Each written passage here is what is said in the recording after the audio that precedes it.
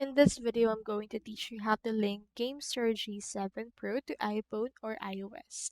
So in here, let's input right here how to connect your G7 Pro.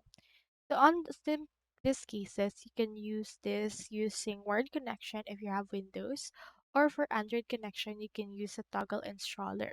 However, how about iPhone or iOS? So unfortunately, right now there's still no workaround on how to do or how to use it with iPhone or iOS. This is because the connected modes are only Windows. This is because they have wired connection. You can also use or try this using the Type-C cable, and since iPhone or latest iPhone have Type-C to Type-C, you can try to use that for this. Then insert the receiver into that particular phone and then the other end onto your controller. Then toggle the controller mode. Now, as for the Android, it utilizes Bluetooth connection, so you can also try that if it's available to your iOS. So that's all there is today, and I hope this video helped you out.